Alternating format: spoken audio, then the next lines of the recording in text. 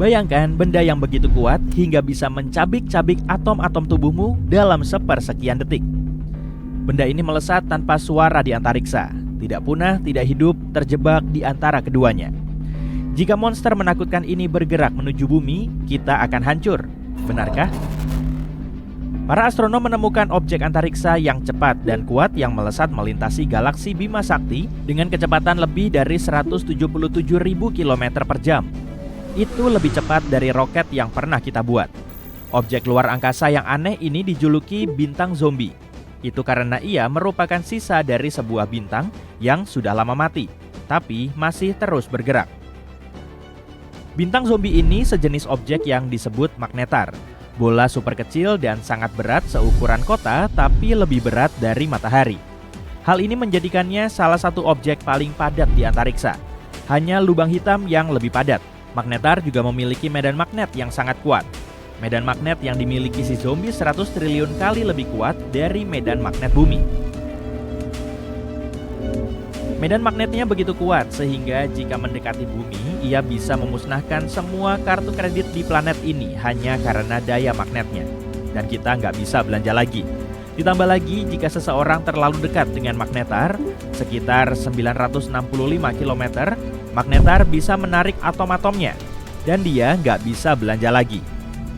Untungnya magnetar ini berada sangat jauh dan nggak mendekati kita. Ketika pertama kali ditemukan, jaraknya sekitar 15.000 tahun cahaya dari bumi. Jarak yang sangat jauh, jadi kamu nggak perlu khawatir atom-atommu akan hancur. Astronom pertama kali menemukan magnetar zombie pada tahun 2008. Dan karena hanya ada sekitar 30 magnetar yang diketahui di galaksi kita, penemuan ini sangatlah langka. Para ilmuwan menggunakan teleskop luar angkasa seperti Hubble dan Gaia untuk mengamatinya. Dari situlah mereka tahu magnetar itu bergerak jauh lebih cepat dari dugaan. Sekarang para astronom coba mencari tahu bagaimana bintang zombie ini bisa bergerak begitu cepat. Awalnya mereka menduga bahwa seperti magnetar pada umumnya, yang satu ini lahir ketika bintang raksasa meledak dalam supernova dan inti yang tersisa menjadi bintang neutron yang sangat padat. Menurut teori mereka, hal itu bisa saja terjadi di dekat sesuatu yang disebut sisa supernova HB9. Hal ini masuk akal karena sebagian besar magnetar terbentuk dengan cara ini. Tapi saat melacak pergerakannya, mereka mendapati bintang zombie itu bergerak terlalu cepat dan ke arah yang salah, sehingga nggak mungkin berasal dari HB9. Mereka menelusuri jalurnya hingga ribuan tahun ke masa lalu dan tetap nggak bisa menemukan bintang yang meledak atau gugus bintang yang mungkin menjadi tempat asalnya. Artinya, para ilmuwan kini memiliki satu misteri lagi. Dari mana bintang zombie ini berasal dan bagaimana ia terbentuk? Salah satu penjelasannya adalah ia berasal dari katai putih, yang merupakan sisa inti bintang yang lebih kecil seperti matahari setelah kehabisan bahan bakar. Biasanya, ketika katai putih meledak, ia akan hancur total. Tapi dalam situasi yang langka, alih-alih meledak, katai putih bisa saja runtuh ke dalam dirinya sendiri dan berubah menjadi bintang neutron. Bintang neutron ini kemudian menjadi magnetar. Cara yang nggak biasa dalam pembentukan magnetar ini juga memberi petunjuk tentang misteri lain, semburan radio cepat atau FRB. FRB merupakan kilatan energi radio yang sangat cepat dan kuat dari antariksa dalam. Sebagian FRB berasal dari galaksi yang sangat tua, sehingga seharusnya nggak ada lagi bintang yang meledak. Tapi jika magnetar bisa lahir dari katai putih yang runtuh, itu bisa menjelaskan bagaimana FRB masih bisa terjadi. Bagaimanapun, mempelajari cara magnetar terbentuk bisa membantu kita menjelaskan berbagai peristiwa aneh dan dahsyat di alam semesta. Tapi, sejauh ini penyelidikan masih terus dilakukan dan belum ditemukan jawabannya. Bintang zombie yang melesat di antariksa bukanlah satu-satunya misteri yang belum terpecahkan. Suatu saat, kamu mungkin akan menjumpai salah satunya saat menjelajah alam semesta. Wujudnya nggak terlihat. Pada jarak 700 juta tahun cahaya dari bumi, ada sebuah lubang. Sebuah kekosongan yang hanya memiliki sedikit galaksi. Daerah ini berbentuk bola dengan lebar sekitar 330 juta tahun cahaya. Ribuan galaksi Bima Sakti bisa muat di sana. Itu adalah Boötes Void, yang misterius di rasi bintang Boötes. Masuk akal. Galaksi tampak seperti jaring-jaring raksasa. Sebagian besar merupakan bagian dari struktur panjang yang disebut filamen.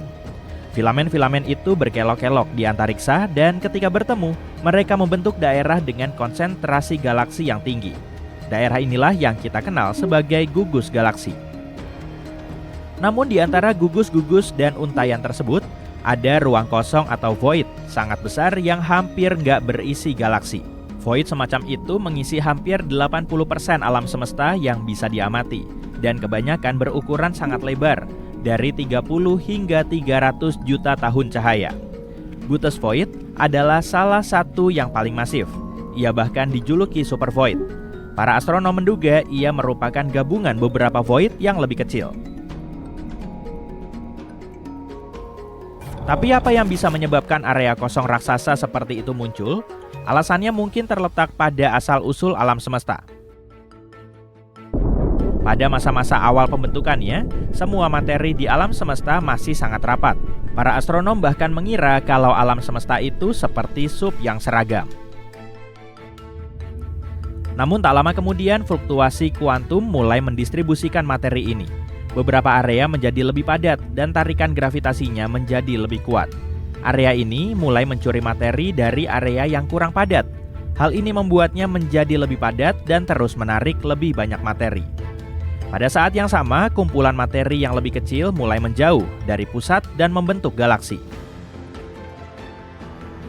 Jika mengunjungi gugus bintang Palomar 5, kamu akan melupakan semua hal tentang void, super void, dan bahkan bintang-bintang zombie.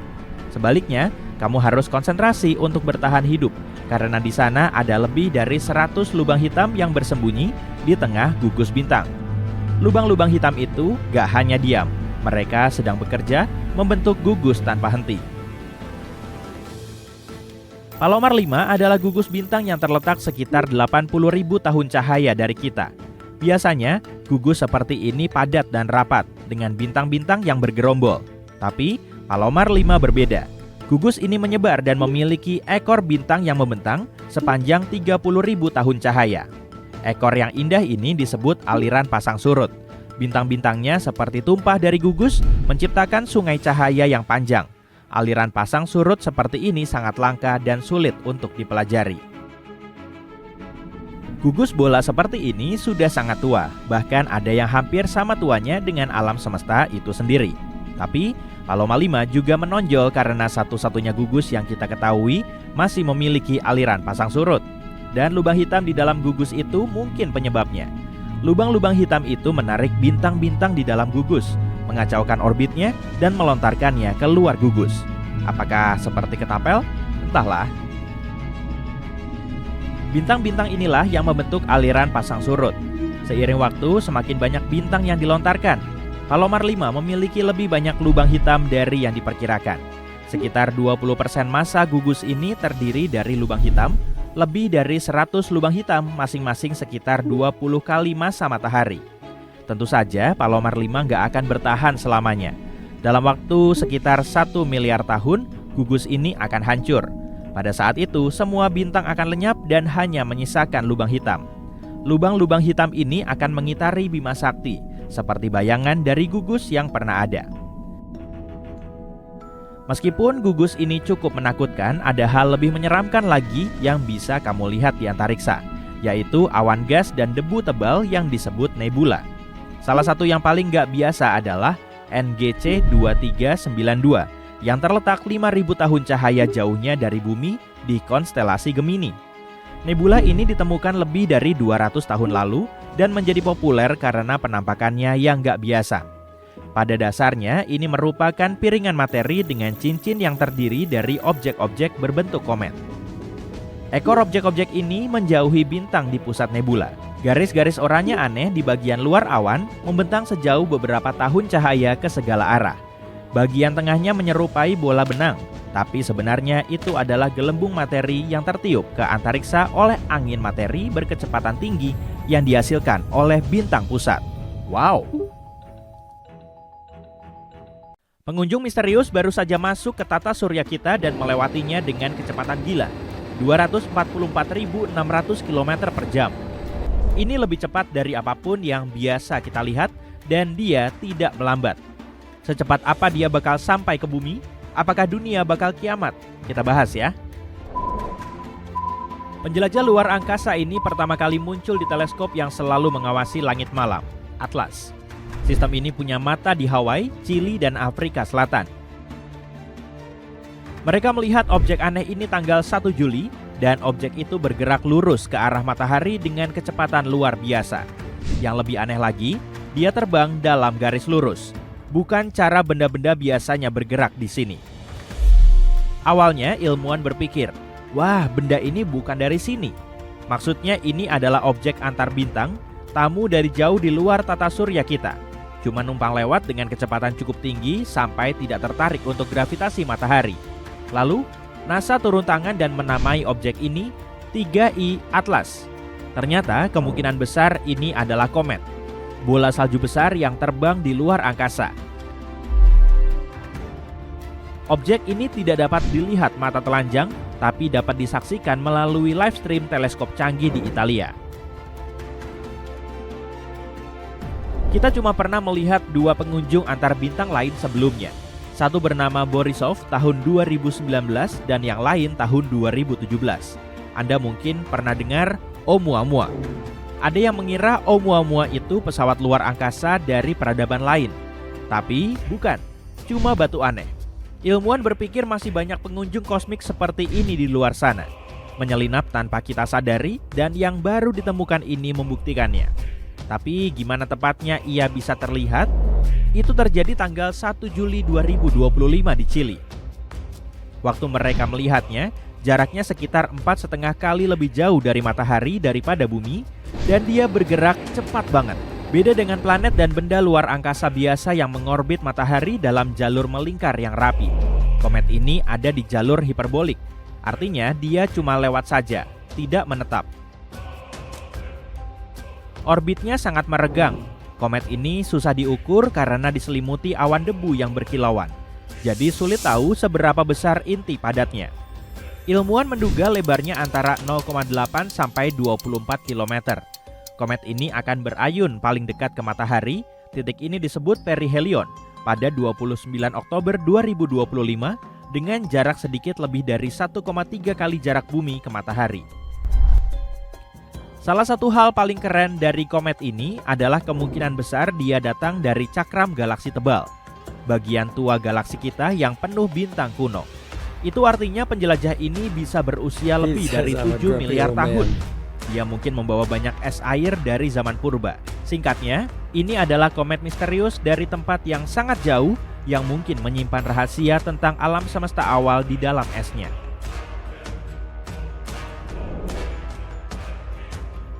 Pokoknya, ketika para ilmuwan pertama kali melihat komet ini, semua orang agak bingung. Asteroid biasa atau ada yang aneh?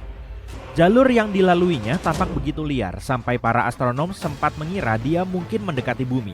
Makanya, dia dimasukin ke daftar pantauan khusus. Tapi setelah lebih banyak ahli ngecek, jelas kalau ini bukan batu angkasa biasa. Pengunjung ini ada di jalur kecepatan super yang tidak hanya mengelilingi matahari, dia datang dari luar tata surya kita. Belakangan, ternyata sebelum ditemukan tanggal 1 Juli, komet ini sudah terlihat di foto-foto Mei dan Juni. Tapi, tak ada yang tahu itu apa waktu itu, karena dia ngumpet di area padat bintang dekat pusat galaksi kita. Jadi seperti mencari kunang-kunang di tengah pesta kembang api. Awalnya beberapa astronom mengira itu mungkin hanya asteroid karena tampaknya tidak punya cahaya buram atau ekor khas komet. Tapi tanggal 2 Juli, teleskop canggih di Chili, Arizona, dan Hawaii menangkap ekor tipis dan awan debu kecil di sekitarnya, tanda klasik komet. Dan setelah dikonfirmasi, komet ini dapat nama resmi. Banyak teleskop ikut mengamati lebih dekat. Ada yang melihat ekornya membentang sepanjang 24.944 km. Itu lebih panjang dari jarak New York ke Los Angeles. Yang lain memperhatikan bahwa debu di sekitar komet punya warna kemerahan, sama seperti debu dari komet antar bintang terakhir. Ilmuwan mencoba mencari tahu apakah komet itu berputar, tapi tidak bisa karena awan debu menyembunyikan intinya. Teleskop luar angkasa Hubble akan mengamatinya pada akhir Juli. dan para ilmuwan di seluruh dunia akan mendapatkan akses ke datanya, sehingga semua orang dapat mempelajari sebanyak mungkin tentang tamu kosmik ini. Jadi komet ini akan mencapai jarak terdekatnya dengan matahari sekitar 30 Oktober, kira-kira 1,5 kali jarak bumi matahari. Tepat sebelum itu, dia bakal lewat relatif dekat dengan Mars, sekitar 0,4 kali jarak bumi matahari. Jadi, Mars akan mendapatkan pemandangan dari dekat. Tapi tenang saja, untuk bumi, komet ini tidak akan cukup dekat untuk menimbulkan masalah. Intinya, ketika 3I Atlas melesat paling dekat ke matahari, bumi akan berada di sisi seberangnya. Artinya, komet itu tidak akan mendekati kita sama sekali. Lintasan terdekatnya ke bumi bakal terjadi nanti, di bulan Desember, saat dia sudah dalam perjalanan kembali keluar dari tata surya. NASA bilang, dia tidak bakal lebih dekat dari sekitar 1,6 kali jarak bumi dan matahari, jadi aman. Ilmuwan penasaran banget dari mana 3I Atlas ini berasal. Satu studi terbaru bilang dia kemungkinan besar datang dari bagian galaksi kita yang disebut cakram tebal, tempat sebagian besar bintang di Bima Sakti berada. Tapi mereka masih belum tahu bintang mana yang mengirim komet ini ke arah kita. Salah satu peneliti bilang dia bisa saja datang dari banyak bintang berbeda, bukan cuma yang dekat-dekat. Itu karena komet ini kemungkinan super tua. Dia mungkin sudah melayang di angkasa miliaran tahun sebelum akhirnya melewati kita. Ilmuwan memperkirakan dia masuk orbit Neptunus tahun 2023 dan akan lewat Neptunus lagi saat kembali keluar tahun 2028. Tergantung batas tata surya dibilang di mana. Butuh puluhan tahun bagi tamu ini untuk sepenuhnya meninggalkan lengkungan kita. Nah, mungkinkah 3I Atlas ini pesawat luar angkasa yang dikirim peradaban lain? Jawabannya hampir pasti tidak. Dulu tahun 2017, pas pengunjung antar bintang pertama, Oumuamua muncul, ada yang mengira itu mungkin wahana luar angkasa yang disamarkan. Ide itu muncul dari gerakan anehnya yang enggak masuk akal. Tapi 3I Atlas ini bersikap kayak komet normal saja. Sejauh ini, tak ada gerakan aneh atau kejutan. Namun beberapa ilmuwan penasaran dan ingin memeriksa apakah 3I Atlas menunjukkan sesuatu yang tidak biasa, seperti dorongan kecil yang tidak disebabkan gravitasi. Anda mungkin penasaran, kita bisa nggak sih mengunjungi komet ini? Kita memang pernah mengirim pesawat luar angkasa ke batu angkasa sebelumnya, seperti misi OSIRIS-REx NASA yang mendarat di asteroid bernama Bennu tahun 2020, ambil sampel, dan membawanya kembali ke bumi. Keren banget. Orang-orang sudah mikir untuk melakukan hal yang sama ke pengunjung antar bintang lain. Tapi saat ini mengunjungi 3I Atlas tak mungkin dilakukan. Ini komet liar yang melesat kencang dan kita tidak punya misi yang siap buat mengejarnya. Jadi sekarang para astronom lagi buru-buru untuk belajar sebanyak mungkin soal tamu langka ini sebelum dia menghilang lagi. Mereka punya waktu sampai akhir September untuk mempelajarinya sebelum silau matahari menutupi pandangan. Tapi nanti di bulan Desember pas dia muncul lagi, mereka akan dapat kesempatan kedua. Teleskop besar seperti Observatorium Vera Cherubin, teleskop optik paling kuat di dunia, sudah siap jepret-jepret. Bahkan ada omongan buat pakai teleskop luar angkasa James Webb dan mungkin juga rover NASA di Mars untuk melihat sekilas pas dia ngebut ke arah matahari.